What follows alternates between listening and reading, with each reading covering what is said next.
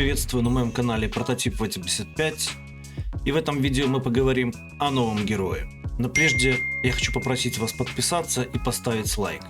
Также я создал группу в Телеграме, где мы будем обсуждать игры и делиться своим опытом. Погнали! Итак, у нас появился новый баннер, называется «Небесные слезы» или даже «Слезопад». Кто такая Тифнут? Это новая героиня в этом баннере. По мифологии это богиня дождя, влаги.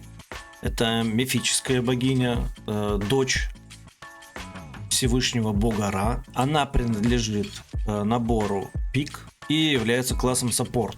Так же, как и в обычных баннерах, мы видим здесь разные истории и вызовы в виде битв, по прохождению которых нам дают награды. Награды неплохие. Мне вообще нравятся награды в этой игре. Они здесь не жадничают. Дальше у нас есть вкладка, где мы можем бустануться. И также за вход в игру нам будут давать по 100 кристаллов. Или же если мы купим еще с привилегией, то нам будут давать еще и крутки. И здесь мы видим подарки за прогрессию. То есть чем чаще будет нам падать эта девочка, тем больше наград мы будем получать за прокачку ее. Награды тоже хорошие. Это на прокачку реликвии. Выглядит она красиво. Дизайнеры работают здесь прекрасно. Давайте посмотрим, что же она из себя представляет. Так, естественно, это маг, и шмотки ей нужны магические. У нас есть вот такие вот скиллы. Итак, первый скилл восстанавливает хп 200% от атаки самому передовому бойцу. И после этого восстанавливает 50% от атаки каждый раз, когда он будет атакован следующие 5 секунд. Когда мы прокачиваем наш скилл, то уже первое восстановление идет 220%, на 4-м уровне уже 250%, а на 3-м уровне в секунду тикает по 75% хп от атаки. Окей, она хилит, получается, одного бойца, самого передового. Хорошо, второй скилл. Это у нас был духовная терапия, а это у нас жизненный барьер. Итак, что он делает? Когда хп союзника опускается до 30%, то дает щит 250% от атаки. Этот эффект может триггернуться единожды в 12 секунд. На 2-м уровне скилла, когда щит пропадает, то наносит 150% атаки урон врагам в радиусе 3 метров. На 3-м уровне щит уже с 250 до 300% атаки повышается. И на 4-м уровне мы видим, что когда щит исчезает, уже наносит не 150 атаки, а 180 атаки урона врагам в пределах 3 метров. Она может давать щиты, после которых, как только они пропадают, наносится урон. Единственное, что это может быть только на одного сопартийца, и получается, что раз в 12 секунд. Ну, допустим, кое-как сейвит и наносит дамаг. Дальше. Скилл называется «Успокаивающий дождь».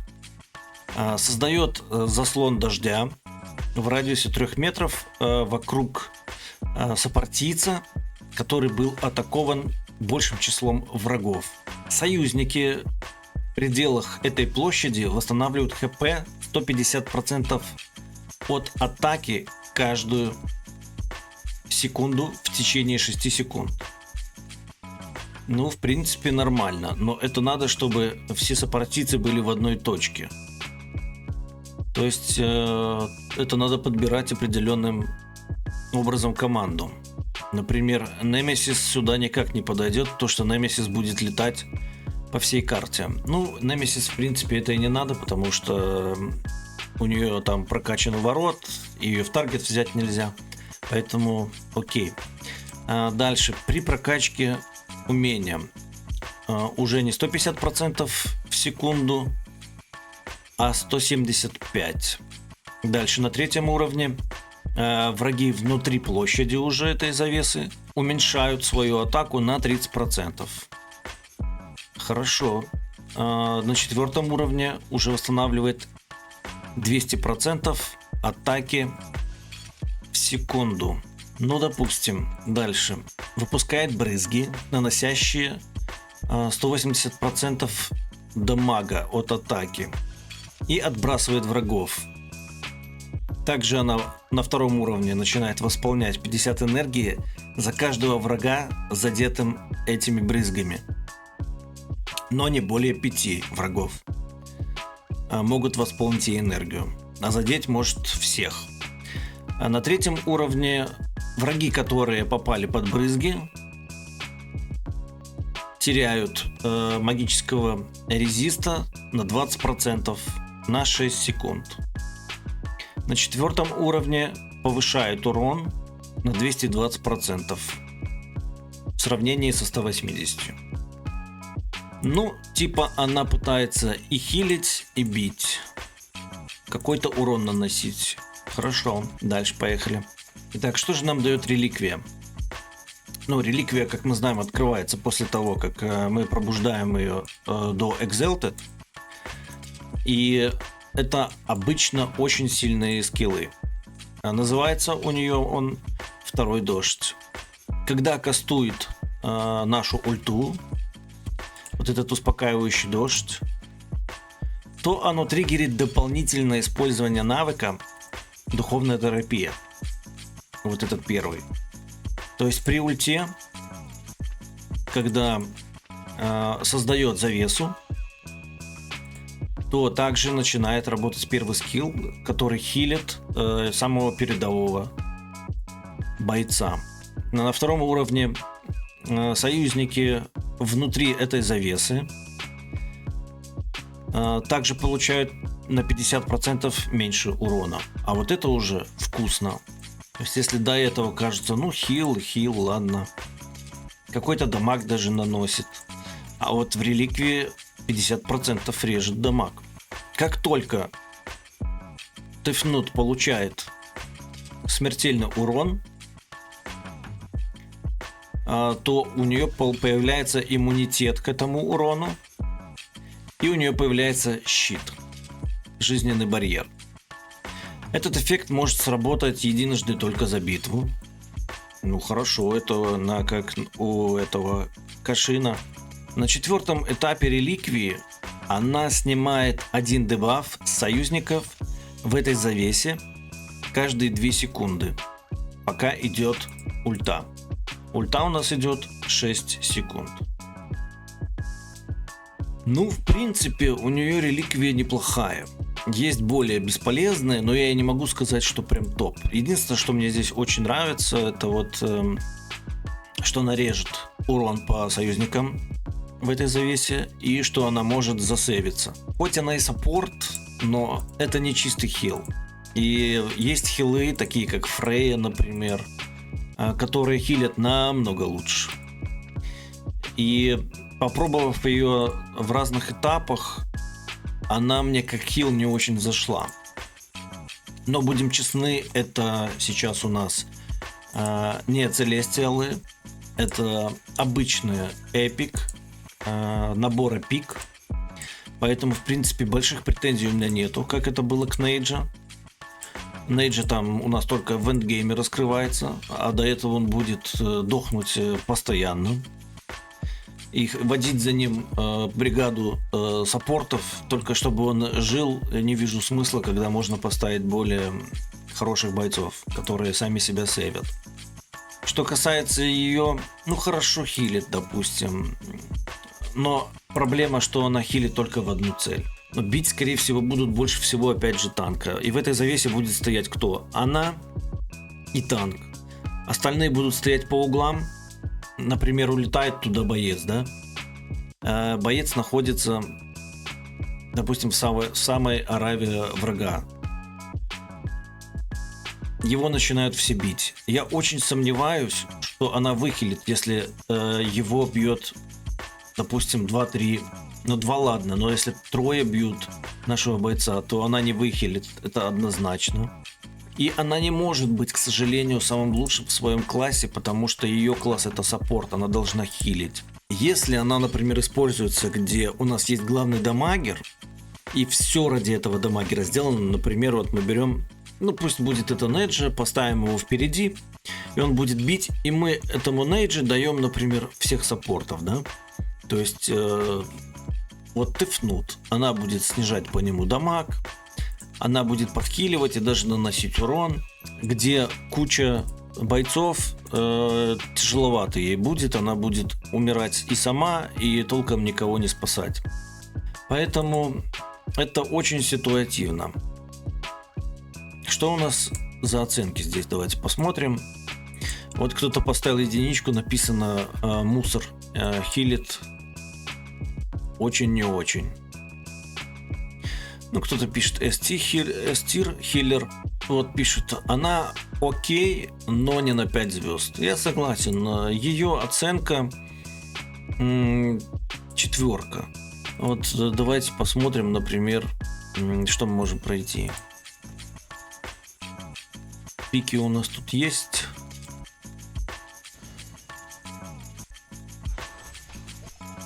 Вот мы смотрим, кого она хилит.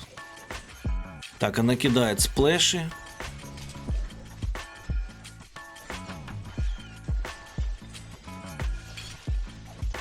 И хилит она по ходу нашего Скорпио, девочку.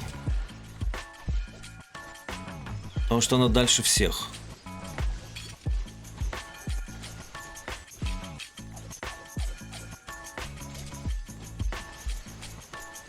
Ну вот смотрите, она в принципе справляется. Вот там, где вот, опять же, нужно учитывать, что там, где вот нам нужно именно, допустим, мы проходим какой-то этап, и у нас умирает постоянно какой-нибудь ассасин. И мы берем ее, и она будет его сейвить. Это плюс. Но если нам нужно полностью хилить всех, все будут получать много урона, то она не справится, например. Давайте посмотрим, что она сможет в Одиссее. Я ее, скорее всего, не пройду, потому что я уперся и так слишком высоко. Но давайте уберем отсюда и поставим ее в самую лучшую команду. Хоть мне здесь хилы и не нужны. Давайте ее поставим сюда. Сделаем вот так. Чтобы эти два бойца, Никс и Немесис, били одного пана. Пока наша девочка Слэдганнер будет с танком бороться. Посмотрим, что из этого получится. Так, пана слили.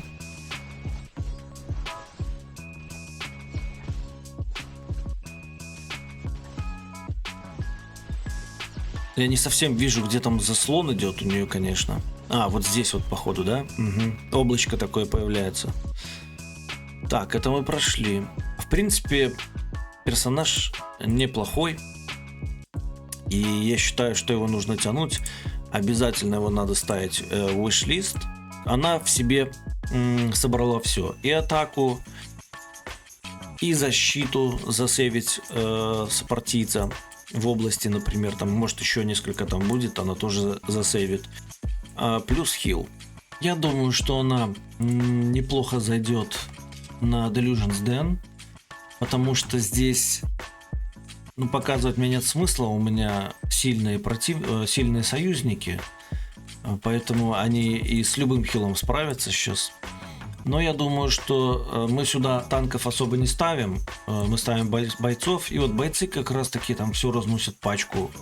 И вот там она может, если у нас есть главный боец, она может как раз таки неплохо поддержать его. Тем более она режет урон по нему. Ну, обязательно в чертогах кошмаров она поможет, потому что туда набирается большой состав. Как раз таки сейчас ее и добавим. Давайте добавим вот так вот. Гримсерджи. Я думаю, что здесь она тоже будет полезна, хотя сейчас проверим. Мы убираем, допустим, вот нашего хила. Ставим ее. Так, ставлю на атаку. И поехали. Смотрим. В принципе, там Кашин с трудом справлялся. Так, пошли щиты.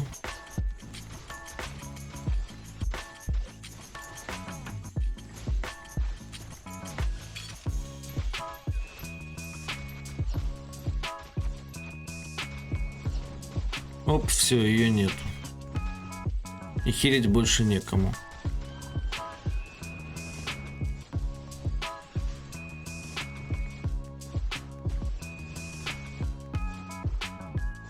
Все, осталось Хлэдганнер только. И мы набили 219. Ну, я могу сказать, что если посмотреть мои предыдущие бои, то с Кашином я набил 302. Вот. Поэтому я не могу сказать, что она здесь будет полезна. Здесь нужен хороший хил и заливщик энергии. Ну, вообще на боссах нужны заливщики энергии в первую очередь, потом уже хил. То есть вывод такой. Она ситуативна, она нужна. Везде она прям ходить с вами не будет, как тот же Кэшин, который может и хилить, который и заливает энергию. Плюс он может жить. У него есть побег от смерти, притом при прокачке аж дважды. Опять же, если взять Дионисус, она постоянно убегает от атак и режет дамаг по себе. Прея, которая очень много хилит прям. Поэтому я не могу сказать, что она SS тир, это явно S тир. Но неплохая, из тех, что есть в пиках, она, конечно, лучше. Но это мое мнение. Своим мнением вы можете поделиться в комментариях в YouTube, а также в моем телеграме. Подписывайтесь и ставьте лайки.